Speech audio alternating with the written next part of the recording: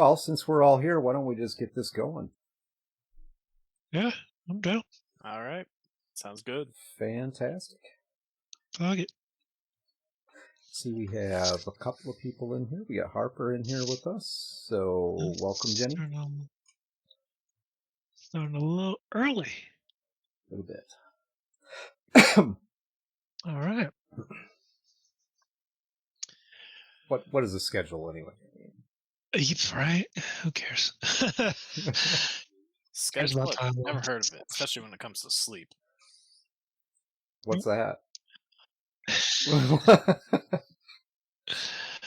All right. Well, welcome in, guys. This is episode 20 of the update log. My name is Robert, or Rob, as I prefer to be called. I'm the host of this show. With me right now are Matt and Greg, who are my co-hosts, and this is episode 20 of the update log, where we're going to focus in on community building within the gaming industry and where it's going. There's no shit for giving to me for not being shit. Nope, you don't get a pass. But yeah, it's community building within the gaming industry and kind of how that whole thing works and doesn't work, and where it's been, where it's going. Yeah, let's get into it. So who here remembers the early days of Google and going on forums and stuff and Googling cheat codes for Grand Theft Auto games? 'Cause I sure as hell do. How early are we talking? I mean, I mean, as far back as you can remember, Greg. I do remember. I think we can all put on like the old man hat and be like, I remember the good Back old in my days. day. the good Back old in my days. day, Yes. we had the Konami code. Yep. I'm kind of looking forward to this chat tonight. Centered, but being centered on community building more than anything else, because that's that's what we're all doing. So, Oh, okay. I thought it was because we were all going to be putting on the old man hat. I thought that's why you were going to enjoy it. that too. I mean, sure. I would. Yeah, I can be the young guy tonight. You guys can be the old people. Guy. Yeah. Word. Anyway.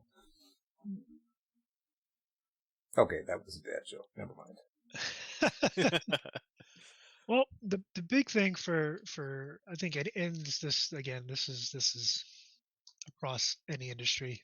Building a community, building a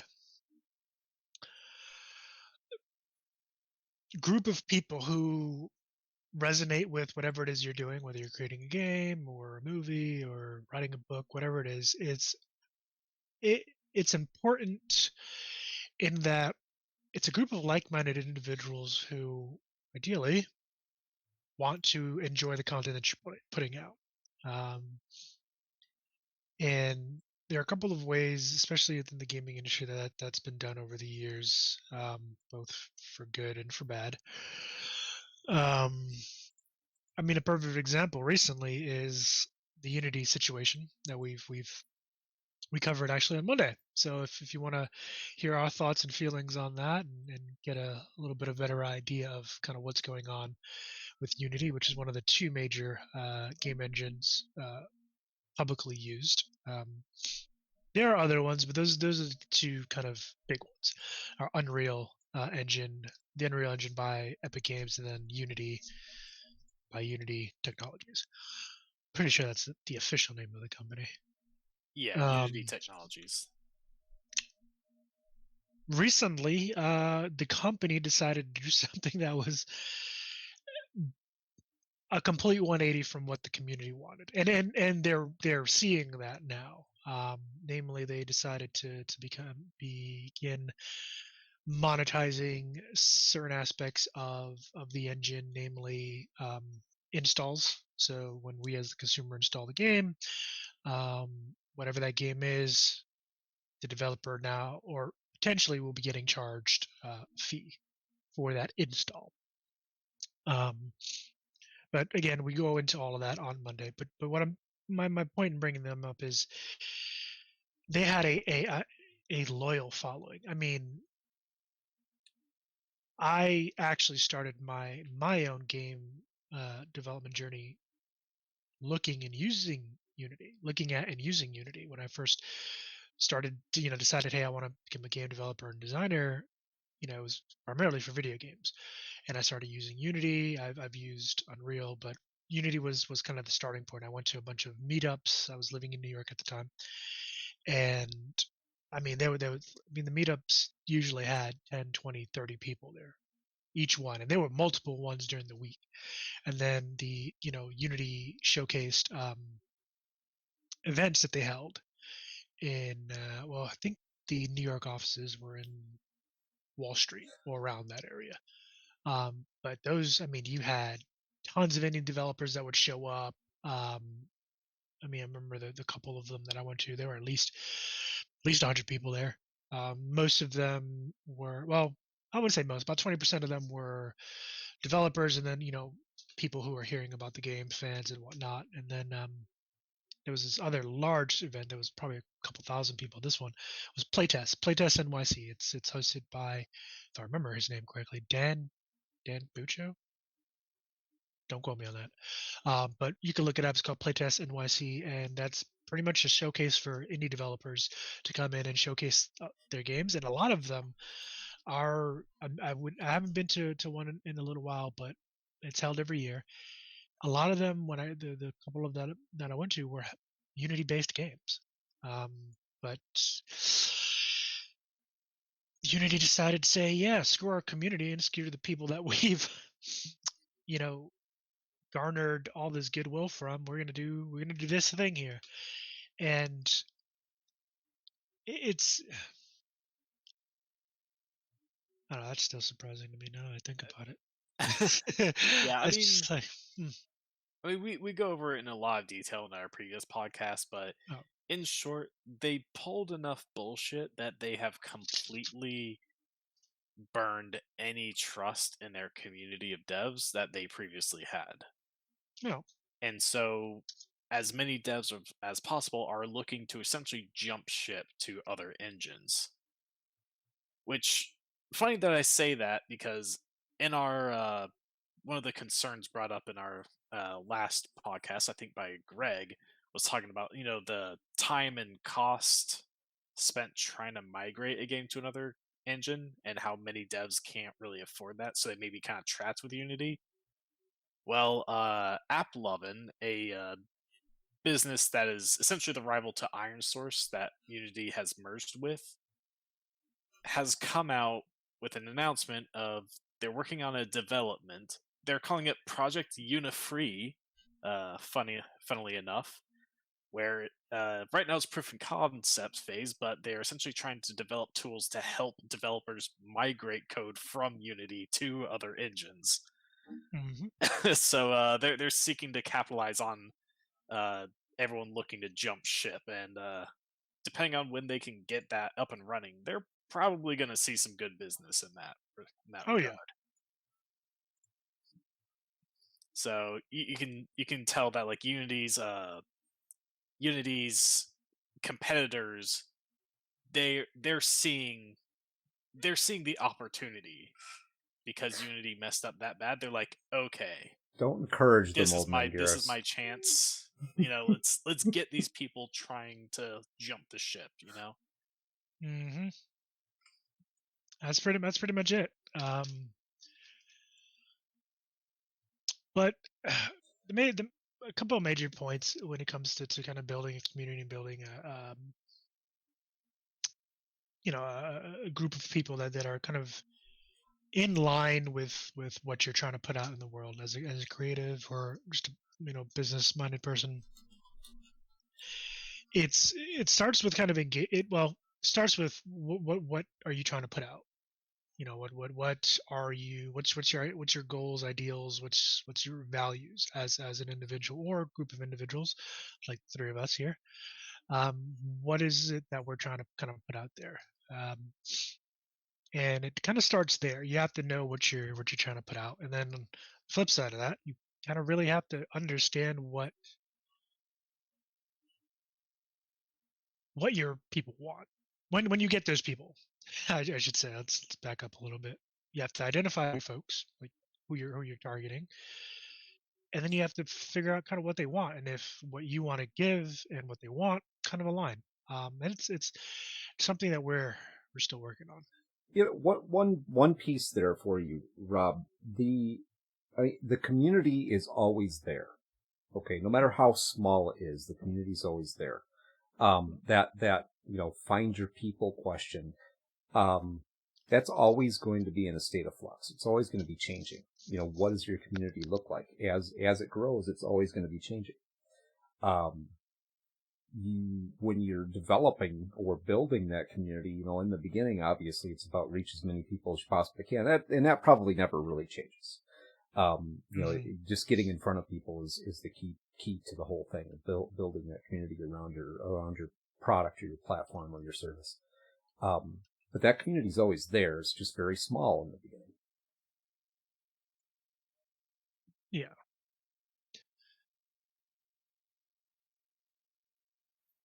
Did anybody cut out? Oh, did you? That was it? That's it. Okay, sorry. It just kind of cut out. I was like, wait, did we lose him? Unless you want me to go on with a really long rant, I could do that too, but you might not. Greg's special rants. I mean, I wouldn't be opposed. I honestly, I enjoy your rants, as you call them. But yeah, I mean, Greg hit on a very important piece there. Is the communities are always there. You just kind of have to find the folks that are going to resonate with you, and whatever it is you're trying to do. And it can be difficult, especially when you're first starting out. There's really, it's a lot of trial and error. I mean, the update log is a perfect example. As the host, I'm still, 20 episodes in, still kind of trying to figure out my voice and kind of what that's going to be like. Thankfully, I have two good co-hosts who are there to kind of keep me moving forward, and then we have a good community of folks who are regulars, and you guys like showing up and listening to us ramble and talk shit about Wizards of the Coast, as we're wont to do. And now Unity. And now Unity. We're going to add them to the list. But yeah, it's a difficult process, and it's there's a method to it, actually, and it starts with engagement. It starts with making folks aware of who you are. Bringing attention to yourself. Good attention. Hopefully you're doing dumb shit. But good attention, and folks. I mean, we're all consumers here at the end of the day. We see things, our companies and stuff that have a nice pitch or are showcasing something we want, and we kind of start paying attention a bit. And that, especially now that I think about it, that's very passive. Then as you dig more into it, and especially nowadays, especially with the gaming community, there always has been an active and kind of a purposeful engagement from these different studios and what have you. But I think now is really when things have kind of been kicked up to a new level in a way, especially in the last 5 to 10 years, about 10 years, I'd say. Namely because of things like Reddit, things like Discord, gone are the days of, Yahoo chat rooms, which I was in, and forums and those obscure forums that you got to dig through tons and tons of posts and whatnot, about random shit, trying to find cheat codes for Grand Theft Auto 5, like I said earlier, or, things like that. Because back in the day, those were the places to engage with like-minded communities, forums and chat rooms. Now you got things like Discord servers and Discord itself, and you have the community centers of things like Steam, Reddit, YouTube even. Old Man Garrus says so. Reddit. I think Old Man Garrus is getting ready to drop something on us. So what's up with Reddit? How's hey, it it's Tommy and I, man. Welcome in. I mean, he's it's only trying just to add another one to the list. I think. I bet I that's what it mean, is. yeah, Reddit a couple months ago introduced an API pricing model, which it's the similar trend of what Unity and Twitter have done, and so it threw a lot of their community into an uproar, especially when they use, like, say, a lot of third-party softwares to kind of moderate the site a lot, and because of the API pricing model, no longer became possible to continue to use those third-party softwares that they could, because otherwise Reddit would be charging them out the ass. So it threw the entire Reddit community in an uproar. A lot of subreddits went down around that time. Yeah, well, Old Man Garrett says, and it was a valid reason. And I think, based on the explanation that you just gave, Matt, I mean, is there more that you can expand upon that? Yeah, you can go I into that. haven't been. 'Cause I do I have. haven't, No, go I ahead, haven't Mike. researched it as far as, like, say, what Unity has gone through, Right. but again, it's very similar to what Twitter did, Reddit did it, and now Unity does it.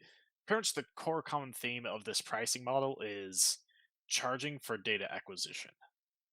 So that's what the APIs are essentially. They're targeting third-party softwares that request data from Reddit, and so it does indeed put, like, a stress on their servers because these softwares request large amounts of data. So there is something there. Now, granted, I'm not knowledgeable enough to know how much of a problem it was, if it was enough to justify the changes that they've made. Let me read what Garrus said real quick. So, a service provider, Reddit, had an API available. People and companies made clients to allow them to download all posts and let their users see them, but then they would charge or show ads, which Reddit would make zero money on. Okay, so yeah, that is part of it. And in that light, you can understand why Reddit made the change they did. But a consequence of these changes is that a lot of these softwares would also be used to help moderate a lot of these subreddits. Which for a Yeah, big that's a big one, thing. yeah, for We a have big like one, you've really got to moderate them and stay on top of it, or else God oof. knows what is going to happen there. What It's people are going to 4chan start all saying. over again. Yeah, and so with the And there's API already a pricing 4chan. model, yeah, and so yeah, would turn it to 4chan. So without their those tools available, it, moderating became difficult, and a lot of the Reddit mods, people who own subreddits, were very angry, and they shut down a lot of those things. Garrett says, but Reddit has their own app available that also lets them do that, also for free. Interesting. Again, like, I hadn't looked into it as far as, like, with the Unity case, so there's probably some details I'm missing. But but overall, that's the whole gist with the APIs and the pricing model that is kind of being a trend lately. From Old Man Garrus again. So they had an API available that their competitors could use their data, bandwidth, and cloud service to get the data for free and then make money off it. Yeah, which, putting it that way, that's definitely fair. Um, I think that the part was that Reddit wanted a crazy amount of money, upwards of What? a million. Okay, yeah, I think I do remember some sort of crazy price Goddamn. being involved in all of that. Again, like, it Like was it was it was an 1 million issue. per from the subreddits, like the companies themselves, from I guess each company? This is interesting, guys. I don't mean to get off on a huge tangent, but I mean, Reddit is a community based website. That's Oh literally yeah, what it's there for. it's one of the biggest websites in the entire world. So it's Reddit Oh is wow, massive per company that wanted to use the API. Yeah. So wow, obviously you can see why a lot of people were that is angry. ridiculous. So Yeah, with that information. here's the thing. Subreddits and stuff like that. More often than not, at least at the beginning. Maybe not so much now, or maybe it's more like 50-50. Reddit, was community, community driven. Obviously, it's a community website, but what I mean by that, it was driven by consumers like us. Just regular Joe schmoes, not companies. Now, especially in the last 5 years for sure, but definitely the last 10 years, now it's become to be driven, by Yo, companies. dudes, I'm the sure. Empire's pretty chill. Hey, Maybe you Gemma, could, thank you for join it the or something. 3-month sub and welcome to tonight's episode. But yeah, subreddit, Reddit is a website in a a platform that is built entirely on the backs of communities, and springing up around everything from some not safe for work stuff to Pong. I'm sure I can type in Pong on Reddit and find r it find a slash Pong. subreddit. Like Yeah. you can find all sorts of stuff. It's Yep. Reddit could be considered like one of the world's largest online gathering places. Hmm. So I mean, obviously, it really anything that is, happens there can have very large waves. and it does. I mean, it's kind of says. I will admit, it's sometimes where I go for news, and kind of hear what's going on with the gaming industry. Although you gotta kind of be a little discerning when you're going on Reddit, because you can find some wackos. Um, Yeah, and Garrus, I don't think that's detracting from the conversation because Reddit is a community, and that's kind of in line with what we're talking about tonight. So that it's definitely something worth talking about. yeah, thank you for I bringing don't it up, consider man. that a detraction from our conversation. No, not at all, not at all. Again, it's. I mean, next to Discord, I think Reddit's still at kind of the top, but I think Discord is. I mean, especially with the fact that you can create your own servers and plenty of. I mean, colleges are even starting to do it now. Oh yeah, Like my there's college uses college-based it. based servers, for various things. But the communities that build up around these particular platforms, Twitter, TikTok, even. Um, I mean, she's not wrong. I mean, I'm right there with you, Gemma. I'm honestly, I would not call myself a redditor. I sometimes visit the site when I'm looking up like information, but I I don't have an account. Mostly, I stick to Discord for like social interactions and stuff like that. Again, they're different platforms. They act very differently. They Yeah. do, absolutely. But basically, kind of within the gaming industry, especially if you're looking at like community managers and things like that, which honestly, I will say this, and that's one hell of a job. I don't know if I could do it personally. That is one hell of a job, because you see all the good stuff, all the ugly stuff comes straight to you. Um, Yep. but yeah, I mean, it starts with reaching out and engaging with the folks that align with what you're trying to do.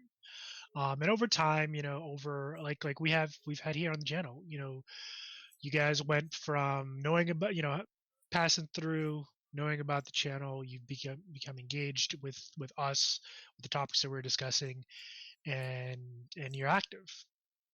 And that typically develops obviously over time. And it does take time and effort on both sides, actually, to kind of create that cohesive engagement where it's mutually valuable for both parties. Um, and I think a lot of gaming industries are starting to really understand that, primarily because, especially over the last 5 years, you've seen a lot of like creative directors. I mean, Phil Spencer is the head of Xbox at Microsoft.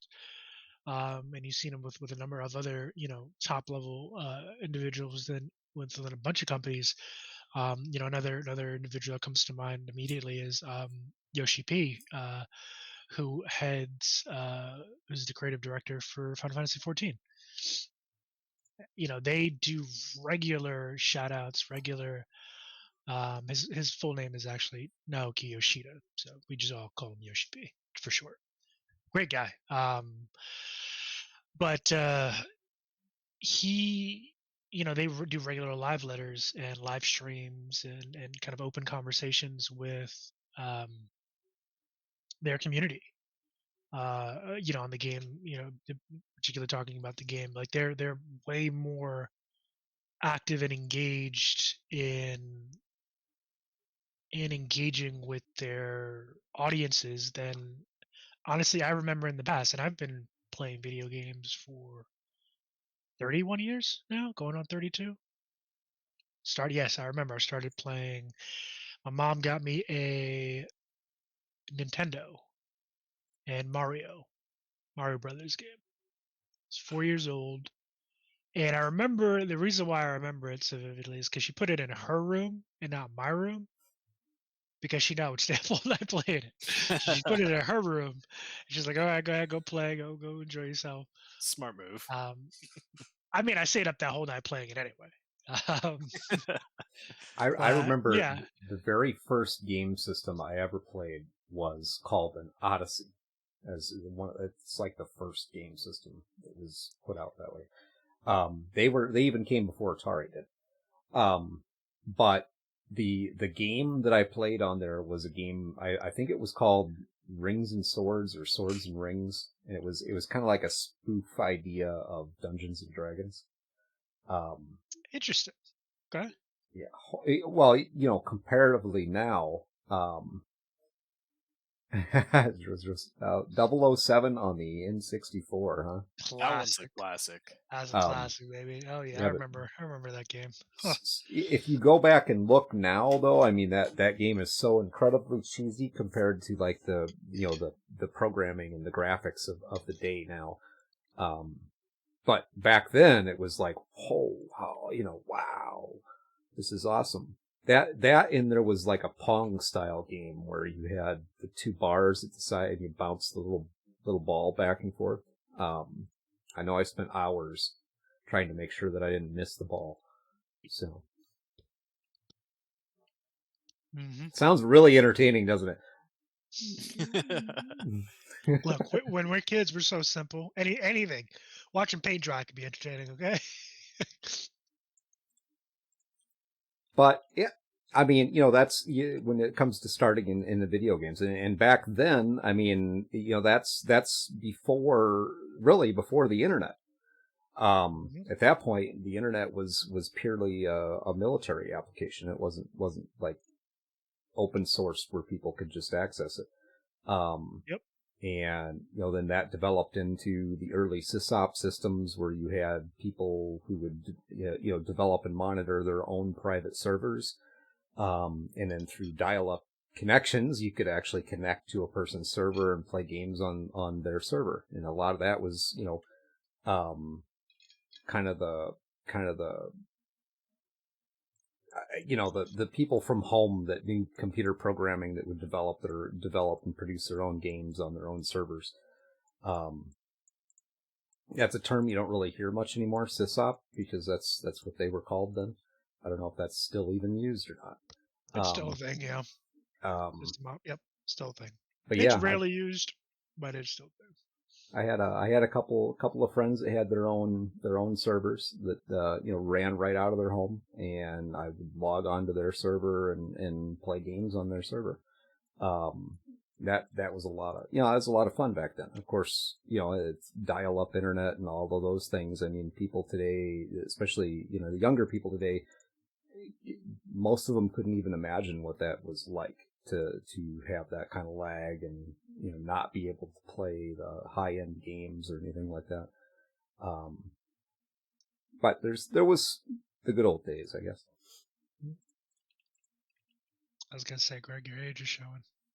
I mean, even I'm old enough to have experienced dial-up noises, Oh man, I remember those days. Oh boy.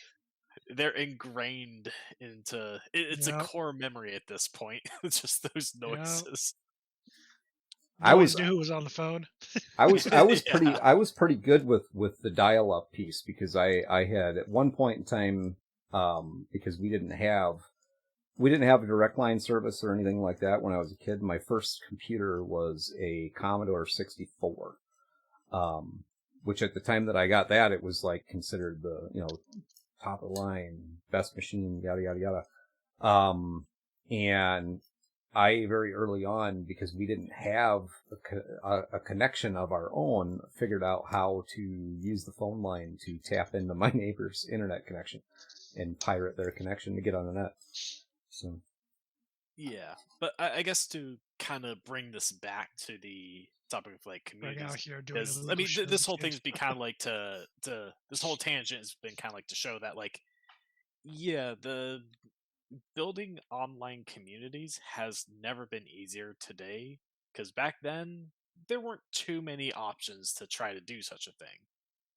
So like, yeah, you can just easily now Google some information about a game, and you could probably find a Reddit or a YouTube video or whatever to Yep. get the information you want. You can find other people who, also enjoy the same game you do. It's so easy to find these days, and so community building is just a lot. It's a lot. lot more like organic and widespread than it used to be. I would With say it's simpler and harder at the same time. Simpler because the barrier for entry is a lot lower. It's more widely known on kind of how to and where to go to find X community. And if you don't know how to, I mean, you got YouTube. You can figure that out in a minute. Kind of goes hand in hand with since the advent of the internet and kind of the fact that most people have a personal computer at this point, whether it be your actual PC or your cell phone, because those are computers now.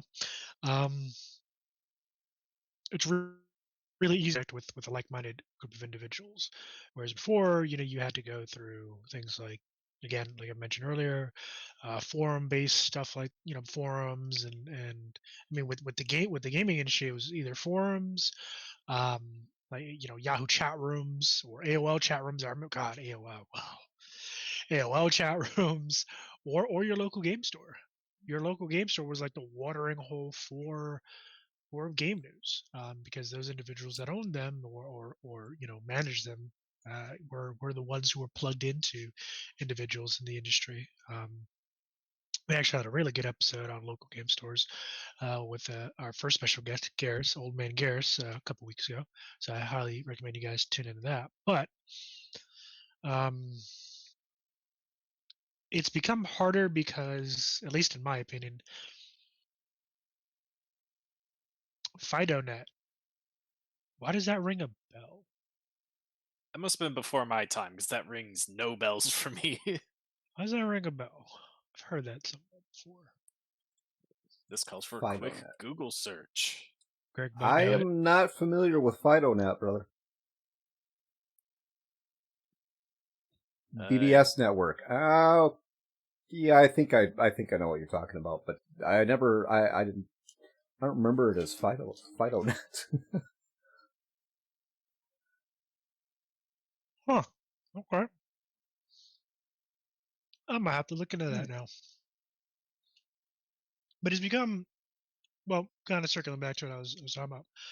Communities have not necessarily become easier or harder to join. I would say they become harder to manage, both in due to the sheer size of some of them. I mean, let's see. Forums haven't changed a great deal over the years. I mean, the biggest changes have been some of the versatility pieces, like the ability to connect via video and voice. Information sharing through forums. One of the early websites that I developed for is for an educational group. I built them an entire website, including their own personalized forums, personalized emails, and back then that was the forums piece was a pretty big deal, because the only real options you had were things like Yahoo and, at the time, MySpace, which MySpace was kind of the Facebook of the day at that point. And otherwise, a lot of websites, a lot of groups, including, a lot of small companies, had their own personalized forums that they developed along with their websites. So that you had that communication board that was there. One of the big challenges was always the community management aspect. As long as your community's small, it's fairly easy to manage because you can end up with, closer to a group of like-minded individuals that are there. But as the community grows, you're going to get, a wide variety. I mean, it becomes a melting pot at some point where you have just a wide variety of ideas, concerning everything. And I remember referencing the MySpace thing. One of the very first online communities, through the internet that I got involved in RP in, was through MySpace, and it was a group that the concept of the RP group was designed specifically around the Lord of the Rings, or no, not Lord of the Rings. I'm sorry, Wheel of Time, and the White Tower, which was that was some pretty cool RP. But that's a throwback. Yeah. For those of you who don't know Wheel of Time, it's a fantastic series created by Robert Jordan, a equally fantastic author, Robert Jordan. I suggest you read the books. Don't go watch the show. Don't knock the story too much. Amazon hasn't done an absolute crap job with that story. They've actually not done too bad. So it's no Rings of Power, you're saying. So that's basically what you're getting at. It's not as bad as Rings of Power. I don't know. Some of these things, these adaptations are just like, oh my God, what? I understand there, you have to do certain things for the theatrical version for TV. But some of it's just like, that has nothing to do with what happened in the book. Nope. I mean, wow. Where did you come up with this story? Or something entirely just not even in the story at all. Like, they just pulled it out of their ass. And I do apologize to the audience. I am having dinner while I'm streaming. I apologize. You guys see me stuffing steak in my face. I enjoyed the hell out of that online RP for the White Tower. As a matter of fact, I have contemplated trying to replicate that. And that's because I kind of grew up on Robert Jordan and the Wheel of Time. So, but yeah, as did I actually. It was actually and there were some really talented, because you're doing it purely text based, and it didn't necessarily have the same versatility as like Discord does. I don't know if maybe some of you actually used MySpace at one point in time. But it was really literally type out and post it to the server type of thing. So there wasn't that sense of immediacy to it. Like now we can have a tit for tat conversation in Discord where you say something and I reply, that type of thing. It was a little different with the way the MySpace was set up at the time. But yeah, that was some really good. I met some people who really, were really good at digging into the story, from a personal character standpoint. But you also have those people that are there for other reasons.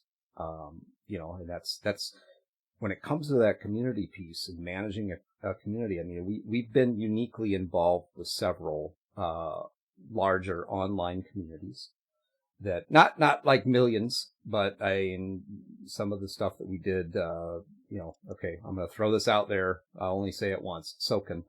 Some of the work that we did through their community. And that's a pretty good sized community there's a lot of different, personalities, a lot of different ideas that are in there.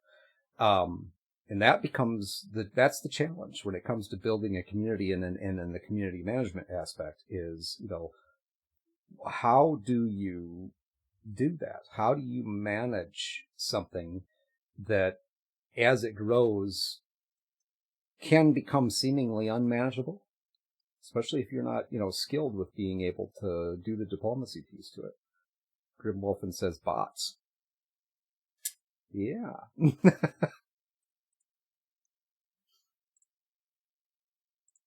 Algorithms? Bots, using bots to do that stuff is way beyond me, man. I am just not that talented. So, and the algorithms piece, that's going to take somebody who actually is, smart. Don't have that. So. I get lucky a lot. I'll put it that way. I have to get somebody else on that one. Yeah, Mm. I'm right there with you, Greg. The thing is that we are doing this right now.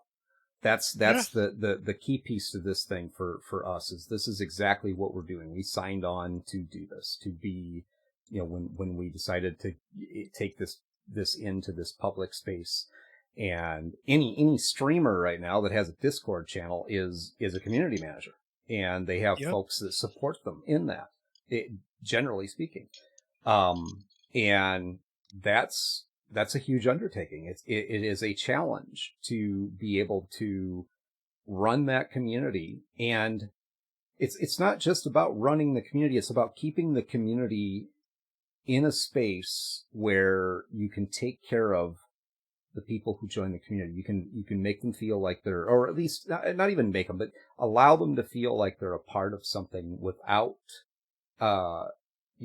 constantly being attacked, which does become a problem in a lot of the bigger communities. If it's, if you can't figure out how to keep the people engaged, then it ends up, unfortunately, it ends up boiling down to, whatever you want to call them, trolls or whatever it happens to be. You get people who misbehave. And it kind of ruins the one bad apple syndrome thing. It ruins the entire community when you don't manage that, or when you can't manage that. So yeah, Grimwolfen brings up a good point. Usually, most places they'll hire out the moderation position once they get big enough, and they have funds coming in. But even then, it's like even when you have other people doing it for you, like there needs to be a goal, and each goal is going to be different for every community, every company. It's just what do you want to see? What do you personally want to see in your community? Obviously, that's within your scope of control. And what do you want others to see from your community? Because again, you're gonna have interested people, guys and gals who kind of come in and like, oh, this looks interesting. This kind of falls in line with what I usually like. And do you want to see folks having a good discourse and kind of talking shop and laughing and all that stuff? Yeah. And yeah, Grimwolfen, you are correct. It's up to the face to foster the type of community they want. Because between the three of us here, that's something we've talked about before we start this. Like, what are the subjects that we will talk about? What are the ones that we don't want to talk about? Because whatever the subjects we talk about are going to be what the people in the community talk about. So a lot of subjects we just don't really want to get into, and we don't want our community to be part of, or we don't want those types of conversations in our community either.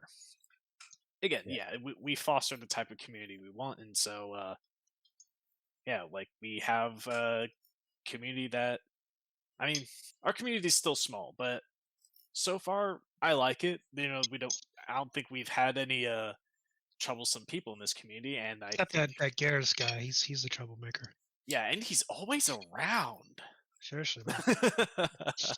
I like that guy. What are you talking about? He's like on my wavelength. I mean, come on. Because you're both old. Yeah, again, you are right, Grimwolf. It's also about how we interact with the community that helps foster them. And yeah, like we have, we like to converse with our audience. So often, like our audience will also, come to us with information about what we're talking about, like Old Man Garrus likes to. You may find some streamers who kind of develop this almost banter-like relationship with their chat, where they're constantly just kind of like picking on each other. It's all about, it's not just what we talk about, but it's also how we interact with the community itself. Troublemakers can it's not always a bad thing to have, because you're going to have those people that are really engaged, the I don't know, true believers, whatever you want to call it, but they're really engaged with your community, and they want to be engaged with your community. the thing is, generally some of those people are potentially going to be the trouble causers. And those are the ones you want to look out for. But it's not, and when I'm saying trouble causers, I mean the people that are deliberately out there. I'm just going to use the term trolling. They're deliberately out there just looking to pick a fight or to upset someone. And that's the type of people that you want to be on the lookout for, or maybe even create a space for them so that they can, whatever, behave the way they're going to behave in their space. In the people that want to do that, because there are people out there who thrive on that stuff. Otherwise, you wouldn't have these, 2,000-3,000 posts long on people commenting, basically just crap talking on people's posts on any platform that's out there.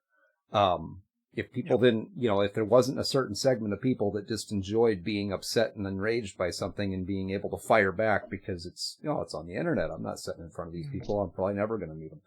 So what do I care? Then there's a place for that, I'm sure.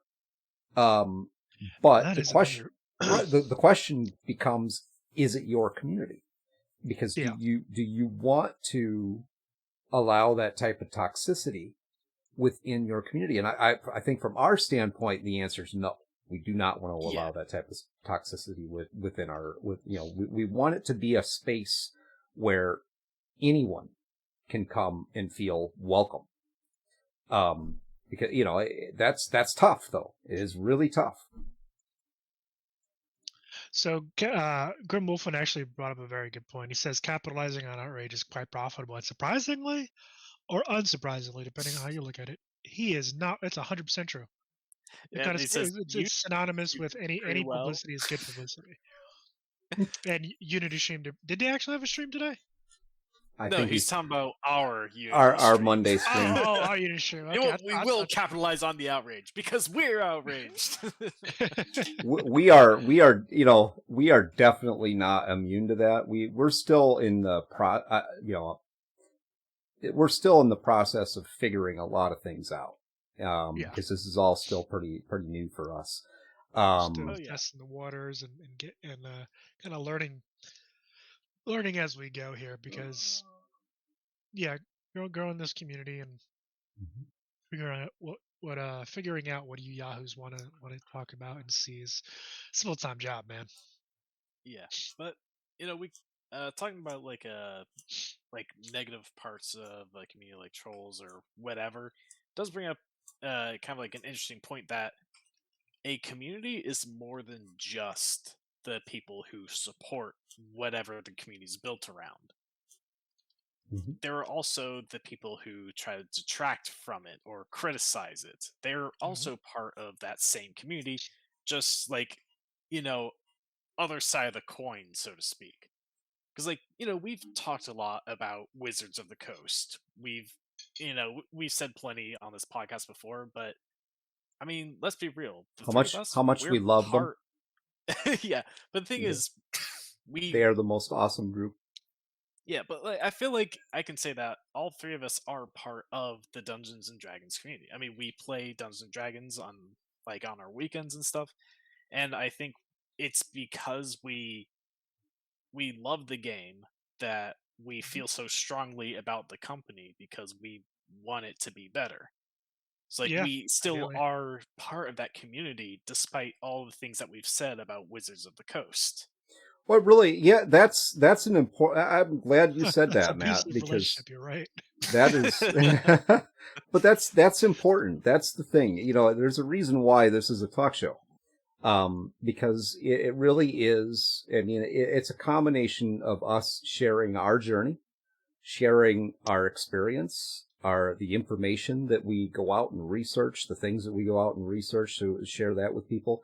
But it's also an opportunity to express, and if we didn't have a passion for this industry, we wouldn't. Why are we doing what we're doing? And that passion leads to an expectation, and the expectation is for us personally. We have certain standards that we want to maintain when it comes to our business and in our audience. And number one above all is always add value, period. Always add value.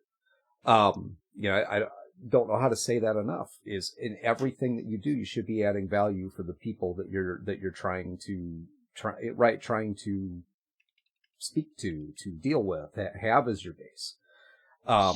And when we see other companies, and especially, a group like Wizards of the Coast, I mean, they're a pinnacle group, the owners of D&D at this point. When we see them do things that seem contradictory to our own belief system, when we, for all intents and purposes, look up to them as a leader in the industry, Yep. it's not only insulting, but it's definitely something that we feel passionate about, and we're going to talk about it. We're going to bring it out. We're going to throw it out there and call them on the carpet because they're acting poorly. They're not being good for the community. They're not being good for the industry. And, in our personal opinion, they're just taking advantage of people. That's totally goes against our own belief system. So there's my rant. No, I mean you're spot on. And that is something that I think is an important piece to discuss, is basically how companies are definitely, obviously companies are beholden to their communities, their consumer base, just from a macro business scale. But they are also, I mean, usually they're one and the same, but they definitely are beholden to the communities that have been built around their IPs. Whether it's someone who has spent tons of money on whatever it is that you have, or just someone who's interested not necessarily in your product specifically, like people who enjoy TTRPGs may not necessarily enjoy Dungeons and Dragons, but yeah, I mean, yeah, also not wrong, Grim. not wrong. If it's like a publicly traded company, they're They're beholden beholden to to shareholders shareholders. as well. Like they're beholden to many people, but I mean, there's the top level of up high. There's the shareholders, then bottom level. There's the consumers, and they got to try to keep them both happy. Yeah. Just depends on where their efforts lie. If they're trying to keep one so happy at the expense of the other, and I think we've kind of been seeing some cases of that within the past couple of years, certainly. Harper, and Harper, I mean within the last. Nope. Go ahead. Well, I was going to say, Harper's bringing up a really good point, which I think that we can relate to this with what she's saying about when it comes to the community and then the moderators, and what do you project on your community as the leaders of the community? What do you project on that community? And that's hugely important, that, you have to have an expectation of behavior when it comes to the leaders in your community, and people have to be beholden to that. They absolutely have to follow that line. You can't, the community itself is always going to be based on trust. As long as a person can come in, feel as though they are, they're welcome, they're part of something, and they trust you. That's, I would say, the three most important things. And when you start having division in, open division, I mean, you could have disagreements, but have those disagreements not openly. You know what I mean? Talk through the issues, the problems, whatever they are, solve them, but do that behind the scenes. You do not need to do that openly. And honestly, any moderator, leader in a community that is going to do that openly in front of the community, there's one of those people we're talking about, the trouble causer. They need to go. That's my personal opinion on it. Is you do that, goodbye. I'm not going to put up with it. But no, I agree. Like you handle that kind of thing privately. Good. I really thank you very much for bringing that up. I mean, what healthy to stay. That's right. Do you mean to say healthy distance seems appropriate? No, Okay. it's canon now. It's disdain. Let's a keep it health, to what it is. a healthy Healthy disdain for disdain. I people. like it. um, He knows what he said, apparently. Grim Wolfen is a real one, man. He's always welcome to the chat. Hey, He's like a healthy disdain. Just gotta look a little. well, but I think though what he's saying, I mean, because there is a line, and sometimes that line gets crossed. Yes. And how do you handle those situations? Because in a really well moderated, and I'm not talking about well moderated in the sense that you're catching and deleting every little thing and that heavy handedness. In a well moderated community, it's something that you're responsive to the needs of the people in the community. In this case, I'm gonna just using the terminology that are healthy and sane seems appropriate. Some people get too chummy with chat. Yes. If you have someone that is making others feel uncomfortable or whatever it happens to be, maybe they're just crossing the line, period. Then it's important that you have that moderation. Exactly as the term is, that they have someone they feel they can come to and they can voice their concern, and then you're going to talk it out. The resolution may not be what they want it to be. And that's okay. I mean, if you're being unreasonable to just think that you can make a demand and that the community is just gonna, okay, yep, whatever you say, whatever you want, we'll do that. But the important piece is that you are addressing it, that you are addressing their concern and you're having a conversation around it and bringing it to resolution. At the minimum, you want them to feel as though they have a voice, as though they're being listened to. Now, listen to does not mean that they're going to just get what they want, but at least they have the opportunity to voice their concern, and you're going to have, an adult conversation with them. And if it comes down to you feel they're overreacting, then you need to have that conversation with them and just tell them, okay, well, this, handle the situation. By all means, don't just come right out and tell somebody, hey, yeah, you're overreacting, because that's not going to go well. But there's other ways to handle it. It never usually does. Yeah, I mean, if you're in an argument with someone, telling them to calm down usually has the opposite effect. Pretty much. De-escalation is an art. Calm down, Matt. Sure. Calm down. Never. But yeah, and I think again, you are 100% correct, Grim Wolfen. But before that, Harper kind of informed us to, it's something that she has kind of had to deal with personally, and she's a moderator for a WoW server, and over there they strive to kind of maintain that healthy relationship, amongst the moderation team, which is good. You gotta be on the same page with everybody involved, because if you're not, and it shows, like, that's not a good look either. Then Grim Wolfen kind of chimed in with Twitch is a parasocial relationship simulator once a community gets too big, and he's 100% right. Well, I don't think. I think it's less about getting too big. It's again like how, if we go back a bit before, we talked about like how you interact with your community, and there's a balance, because we talk about like that it's good to communicate with your community, like you can keep them up to date to things, let them know you're listening, like how Digital Extremes, who make Warframe, they'll have their developer streams on Twitch. They're very open in the communication with their community, and that's a good thing. And so yeah, that's better than just being completely closed off to your own community and stuff like that. But you go too far, and yeah, you get into the parasocial range where people start to think there's like more of this relationship there than there really is. Yep, that's how you get stalkers. Yeah. It's again, it's about trying to create this right balance with your community of like communicating with them and being able to have a conversation with them, but keeping enough distance so it's not like, you probably don't want to be sharing too much of your personal lives, in the chat, stuff Mhm. like that.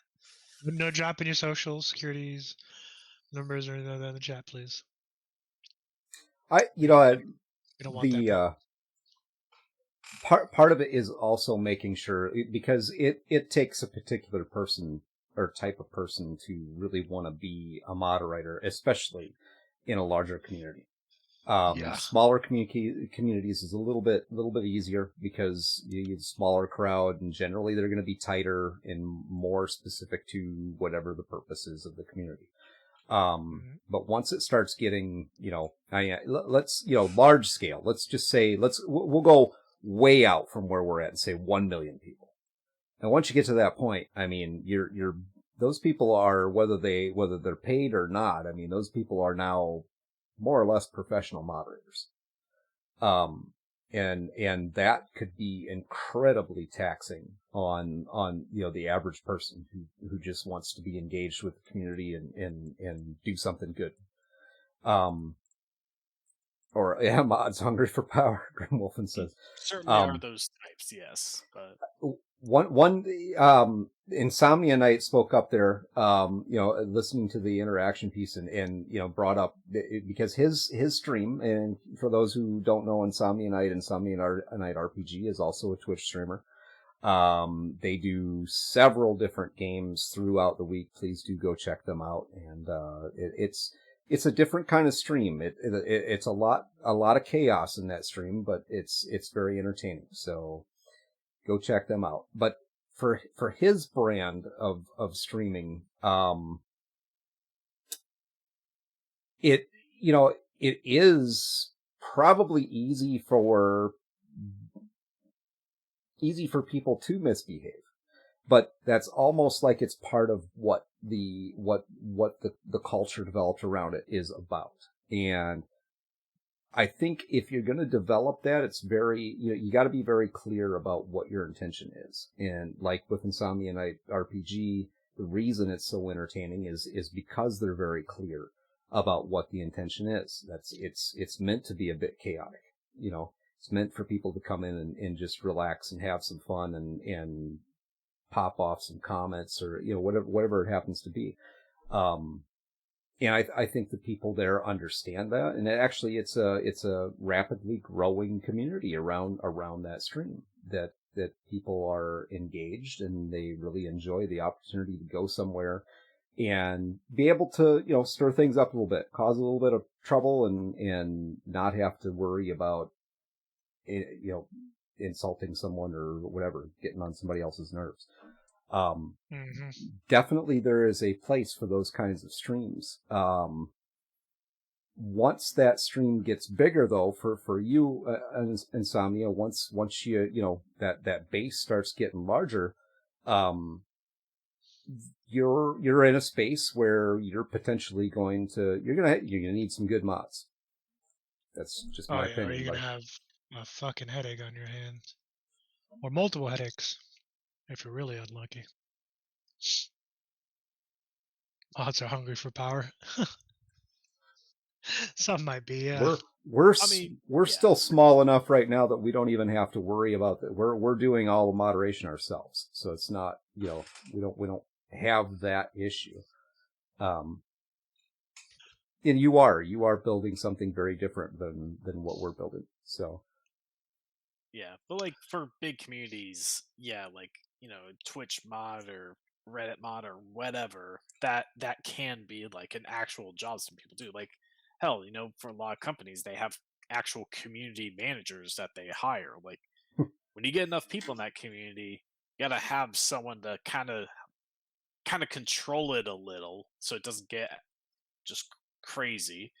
And that's a full time that can be a full time job. Just goons. trying to, it's like just trying to corral this just amorphous blob of a bunch of people saying different things. Trying to set trying to cultivate what you want your community to be. And when you have a huge amount of people, it takes a lot of effort to do that. Our work environment, Grim Wolfen, keeping the power centralized. You're right. You're right. It usually sounds a little something like this: "Hey, old man, we want to do this," and then, goes from there. He's Joke. not wrong. He's not wrong. That is completely a joke, by the way.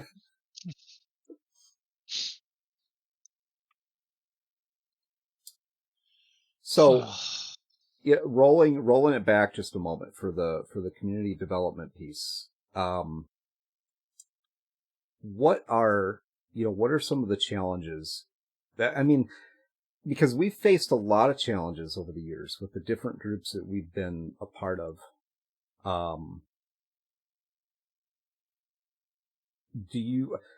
One way of trying to manage the communities is through rules, in having, an extensive list of, you can't do this and you can't do that. And even being heavy-handed. I know I deliberately sounded a little heavy-handed earlier when speaking about the bad apples and behavior and how they're just out. I think there are certain things that if a person insists upon behaving in a particular way, then in my opinion is there's only one way to handle that, and that is no. It's just not. We're not doing that here. Yeah. How do you guys feel sometimes about you gotta that? wield the band hammer. Yeah. Indeed, I completely agree. Not going to go into the list of things, but Yeah, again, in that list of things that could warrant the band hammer, that's different for each community and who's running that community. And Yeah. again, it's just another piece of how you cultivate the community that you want, because if there's someone out there that is just not at all what you want of your community, if they're saying something that just really doesn't stand for what you believe in, or if they're just causing a lot of trouble amongst others, then yeah, sometimes you just gotta boot them out. Yeah, you got to be willing to kind of make the hard decisions, especially if you're the one calling the shots, because you don't want your community to suffer for it. Because as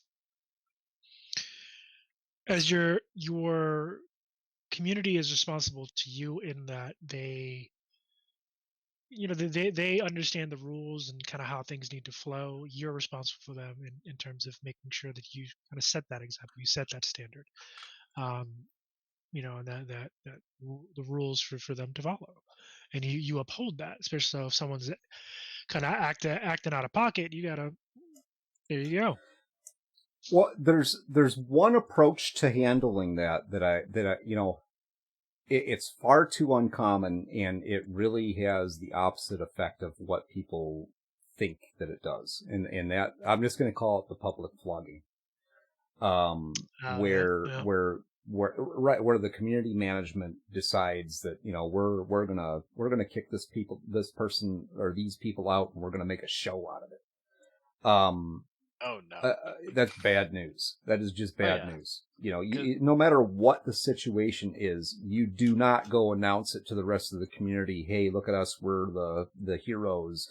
This guy over here was talking about this taboo thing, and so we stepped in and we dealt with him. No, it's much better for those people to go away quietly. Yeah, because otherwise, there's a very real risk of just turning the rest of your community into a pack of rabid wolves. Well, how does it trying to hunt the next person? Yeah. Well, how does it make you feel as a member of that community when you see that happen? Yeah, then there's gonna be paranoia amongst the community, but I better watch what I say, because something I say might be taken something or blown out of proportion or whatever. It's just not a good community to foster. And according to Somnia Knight, that's just 90% of Twitch. Yeah. Depending on the channel, yeah. I mean, there's certainly some that that you'll see the Twitch chat members. One person says something out of pocket, then the rest of the Twitch chat just comes at comes at them like crazy. Um, There yeah, was that's it's not great because you don't want Mhm. your community to essentially tear itself apart doing that type of thing. back in the 60s. They did a lot of studies, uh, community studies, and really looking at how people or social groups interact with each other and how they act. Um, Ethical studies, yes, absolutely. But one of these studies was based on a group of chimpanzees. Okay, so they took these 5 chimpanzees and they put them in a cage. And the cage walls were probably a good 12, 15 feet high. And what they did is they strung bundles of bananas across the top of this cage. And every time one of the chimpanzees would decide to try to go up there and get a banana, all 5 would be sprayed with ice cold water every single time. After a Oh, while, the chimpanzees stopped trying to get the bananas. So when they got to that point, they took one of the chimps out and replaced it with a new chimp that had never been sprayed with cold water, had no idea of any of this. So the very first time that chimp decided, he wasn't in there very long, he's hungry, there's bananas, decides to go try and get the bananas, the other 4 chimps pulled him down and beat the crap out of him. And this went on for a while until that chimp figured out that, yeah, okay, you don't go get the bananas. At this point, they hadn't been spraying anybody with water. And over the course of this study, they actually swapped out all 5 of the original monkeys that had been sprayed with the ice cold water. And the behavior continued to the point where now you have 5 monkeys in this cage. None of them have any idea why they can't go get the bananas. But literally, if one tried to go get the bananas, the others would pull them down and beat the crap out of them. Hmm. yeah, which so I mean that kind of just goes back to the pack of rabid wolves hunting the next person type thing. It's like Mm-hmm. it's it's not Pretty a much. they forced the monkeys to develop a social standard. That essentially what was that experiment kind of did in the long run. And that's the type of thing you kind of have to be careful with your community is what habits that you can possibly breed in them like that because Bad. again you make the show of, oh, this asshole, let's get him out of here, then everyone starts they start becoming like the monkeys being the shit out of the other one. Hmm. Well, I've seen that way too often where something will happen. There's some sort of disagreement. Maybe it's a disagreement between the membership. Maybe it's a disagreement between a member and the moderators. And the decision is made to make a big show out of it.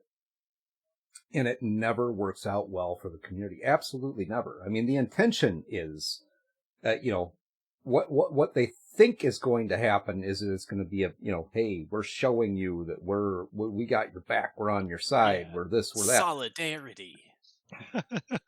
It never works out that way. It just never works out that way.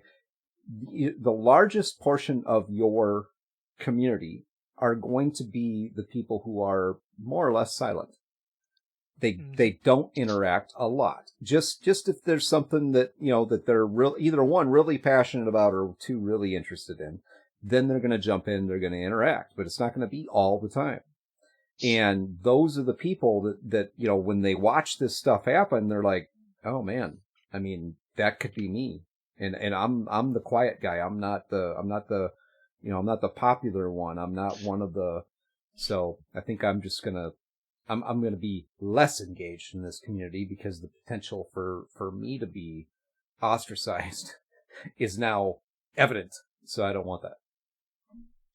Yeah, and that again, it's like that's it's all about the culture in your community that you cultivate, and yeah, it can definitely get to those levels of toxicity if you're not careful, if you cultivate it the wrong way.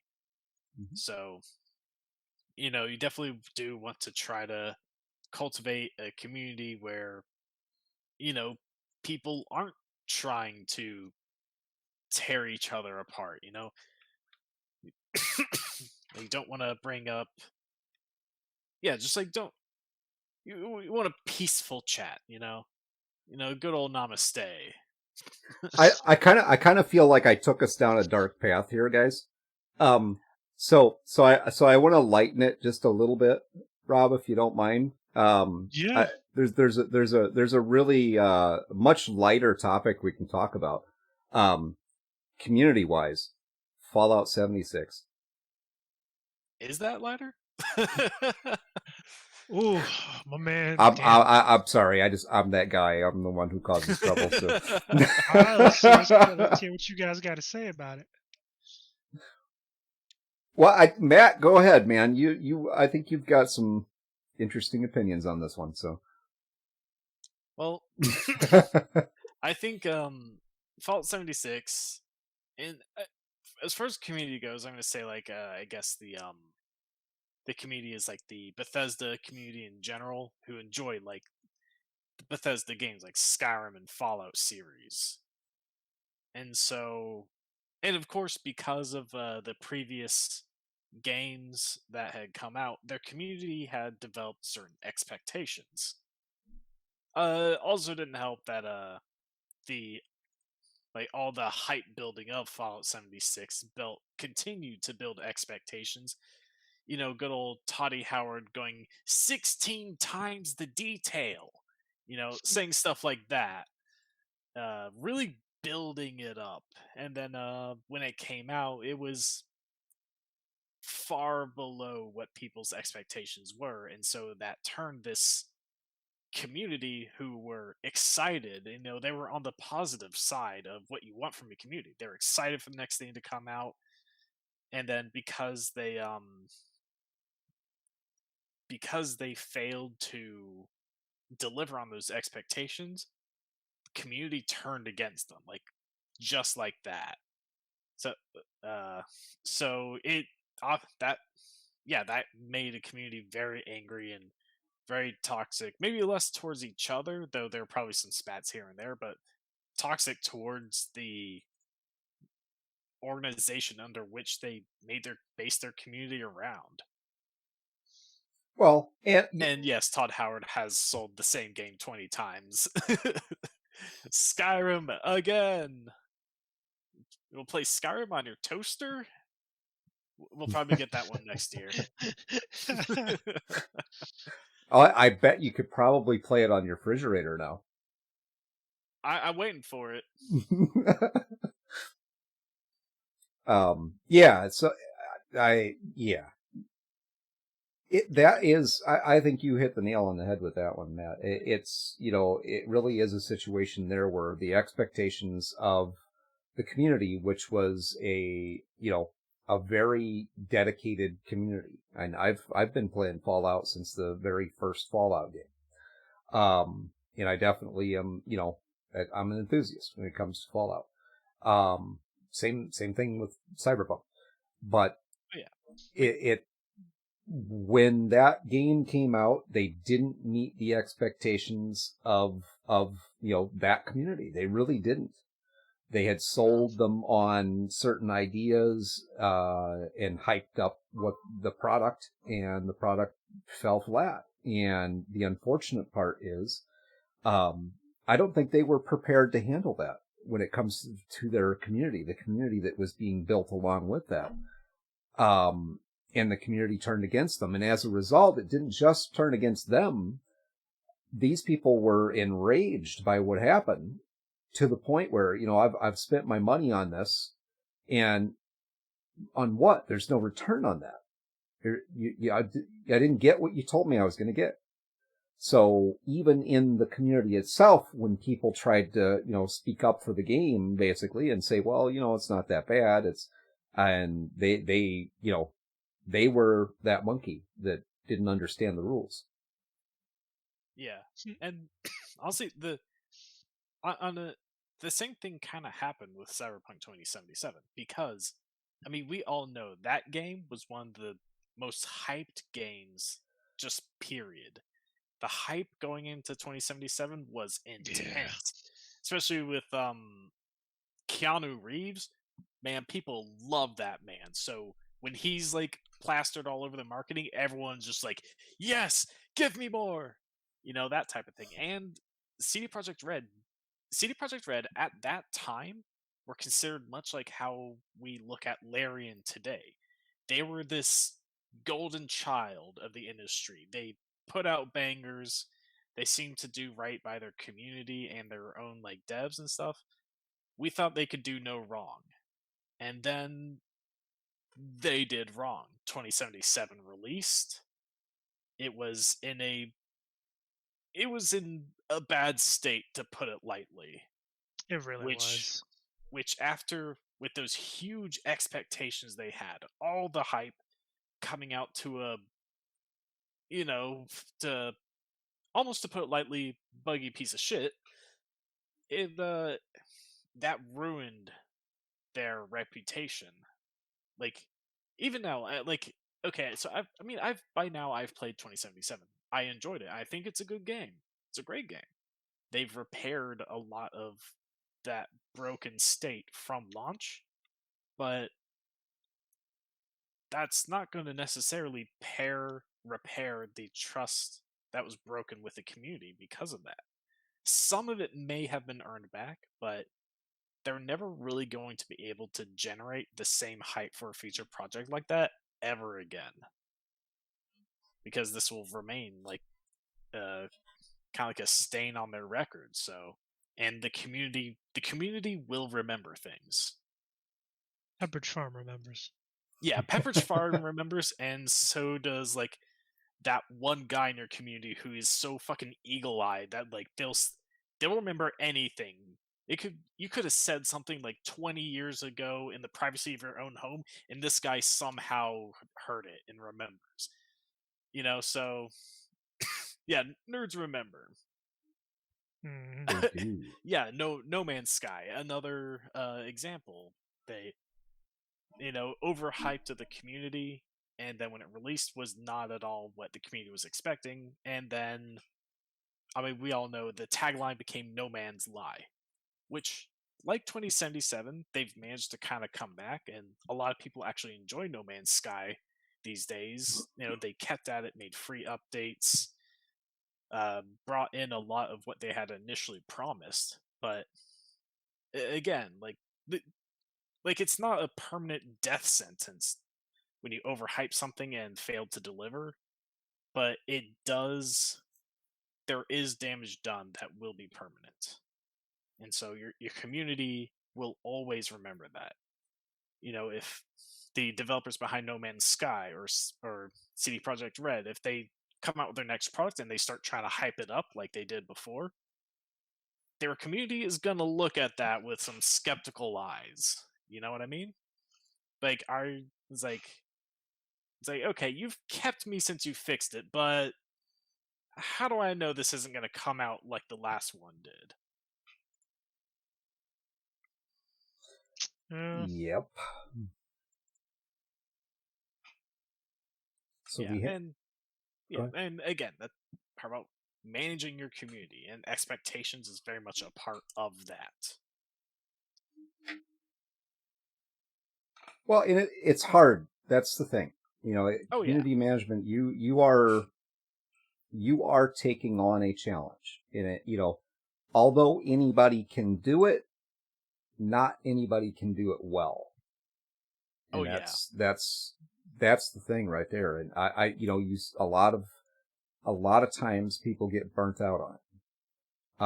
Most times I'm going to say you get burnt out pretty quick on it. We have a relatively small community right now, which, by the way, I'll do the shameless plug right now and say that if you're here with us tonight, please do go join our Discord community. You stay engaged, get engaged with us, and have some little deeper conversations that I just through the streams. Always there. But as you build that community out, there's definitely, I personally, I don't want to be a community manager at all, really. But when I got part-time jobs working at restaurants, I applied for back at house so I wouldn't have to deal with people. Yeah, I don't blame you, dude. Man. So Yeah, three I mean, three again. introverts start a company. Yeah, 3 introverts start a company and begin Twitch streaming. Yeah. What happens next may surprise you. all three of us are the community manager at Grimwolfen. And we, there's a shared responsibility there. I guess since I kind of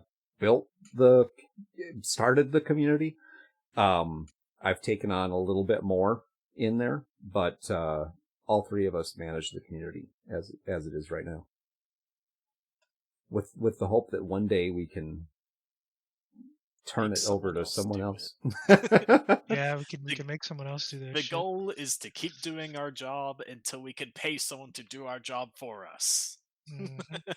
100%. Oh, now he's challenging us. He's going to be unruly. Naughty. Careful, I know where you live.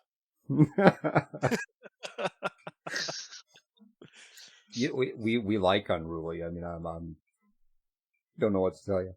Look at Yep. some of the games that we play. Yep. So, Oh man.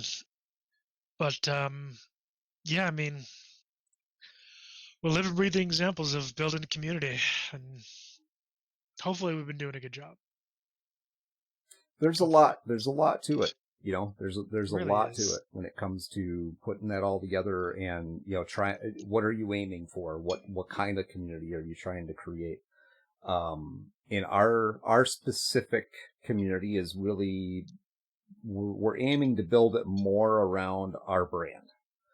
But at the same point in time, we want to be open enough that, that we can have people join into that community from all areas, wherever. I mean, it doesn't matter if you're into the video game side of the gaming industry, if you're into the TTRPG side of the industry, if you're just simply into, I would say probably fantasy, or sci-fi, not necessarily a video games person, but you enjoy, reading and maybe TV programs, whatever it happens to be, then by all means, come join us, because these are all the things that we personally enjoy. And the projects that we are currently working on. And we currently do a content stream, TTRPG based on the Cyberpunk Red universe. This Friday, we are doing an opener for Pirate Borg. So that's going to be interesting. And that's not going to be, it's going to be a one shot for Friday, but the series itself is not going to be a one shot. We are actually going to be joined by the creator of Pirate Borg on the 12th of October for session 2 for Pirate Borg. So that'll be exciting. Luke Stratton is going to be a player in our game. And we are also going to be introducing an Alien stream in October. So right now we're pretty heavy in the sci-fi world. But I think at heart we're all fantasy people. So, and our good friend Matt over there is working Be the on DM. the next storyline for a fantasy world. So, have anything you want to share, Matt? I didn't put you on the spot or anything, man. No, I'm just saying, we'll see if you regret giving me this power when I'm the DM. No, we won't. Do your worst. Yeah. Whole chicken campaign. We're doing it. I mean, for us, it's it's crew. for us, it's about story and it's about It development. We're not here to be streamers, guys. That's the thing. None of us did this with the intent of we're going to be the next streamings and Critical Role, yeah. No. I'll be the next Matt Mercer. You No. you're already halfway there. not even. I am closer than most people. Wow. I've got the hair. Okay. Got there, Yeah. yeah. Yeah. But yeah, we never really. Yeah, that I honestly, this is a tangent, but I honestly feel bad for Matt because the whole Matt Mercer effect thing. Yeah. That's not something you want attached to your name, but unfortunately, he's just too good. He's too good. He's got to can't. like dumb it down a little bit. I can't DM like Matt Mercer because I DM like Greg Swan. That's right. That's right. Hey, I like your DM style. Could you like bring back maybe DM like a Greg Mercer, you know? Little What? 50-50? Grimwolfen, I think it's more than that. He's just professional. That's just his style. Well, it's just him. Like he does have advantages that most DMs don't. You know, he's a talented voice actor, who's been doing it for quite a while. You know, he has. You know, that's his thing. That's his profession. Is not necessarily just as a streamer and voice actor, but you know, just a creative in general. That's his thing. So he does have a leg up on most people. Well, they're to the point in their career with this where they're very heavily focused on production quality. All of the cast are voice actors. I'm like 99% sure all of them are. Yeah. To varying like degrees.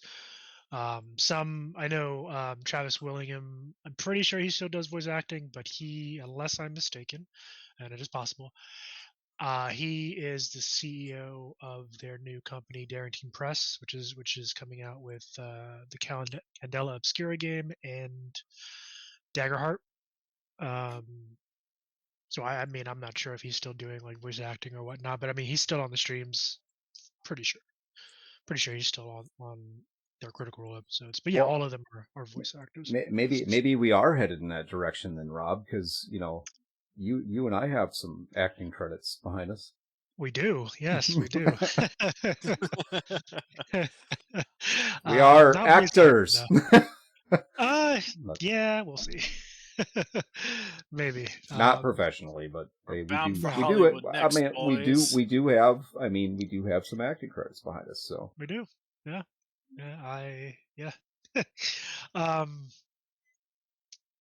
But yeah, so that is what's going to be coming up. Was it next couple of Fridays? Yeah, about 2 weeks. So next week we will be going. We'll be coming back here for next Wednesday for the update log, episode 21. Keep an eye out for that. And I'll be honest, I'm not entirely sure what we're going to talk about because there's a lot going on in the industry right now. Everything from the Blizzard Activision acquisition to Unity to earlier today, I just watched some news on the Xbox leak of their development cycle for like the next 6 years. Happy to report that Elder Scrolls 6 is on the docket. Whether or not we're going to see it, who knows? I don't believe you. I do want to. Came out in 2011. It's been a dozen years already. It really has. I do want to do something really quick before you close us out here. Yeah. So this will take about a minute. There is a darkness upon the sea. These tranquil islands betray the horrors that have unfolded here. And a constant state of war has spawned a new breed of outlaw. The pirates. But fouler things than men plague these waters. Hordes of undead. Ships of bone and flesh. Nameless terrors lurking in the deep. But not the devil himself can save a man from his own greed.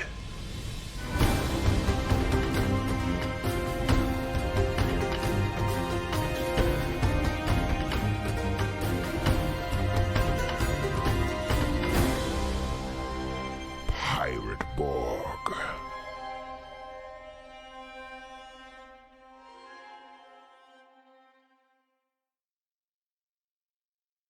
All right.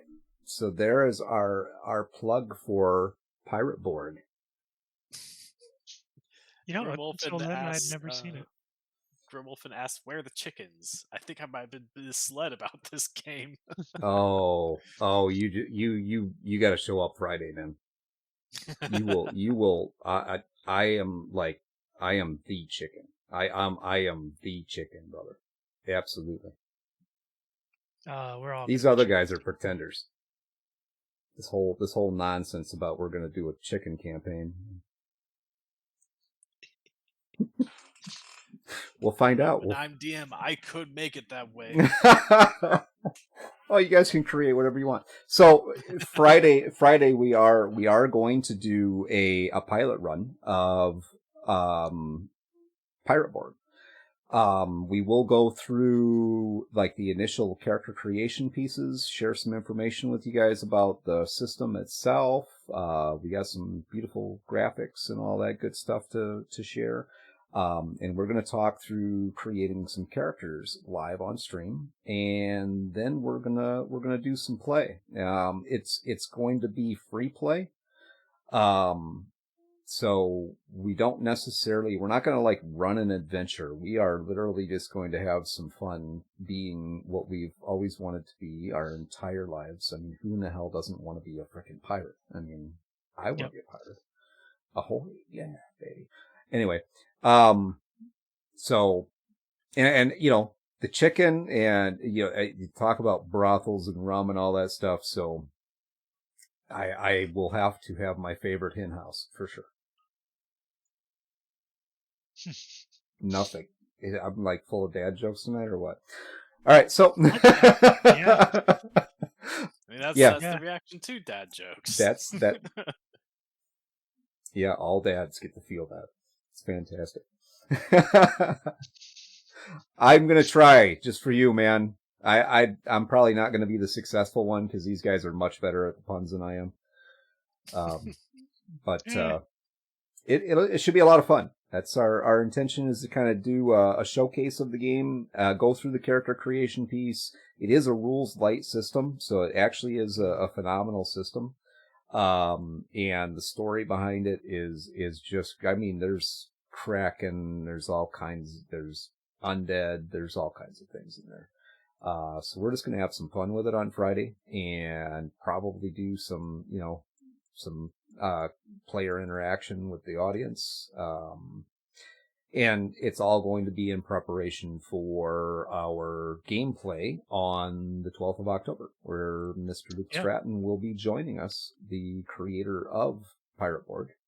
And we're going to play a game with him as a player. And Matt's running it because I'm chicken shit. I mean, chicken. Yep.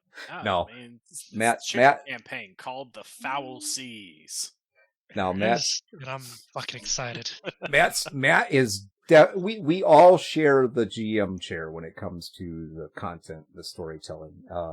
I just kind of got the start on things here with the stream, and Matt is going to be stepping into more running games and, you know, running the story piece to it.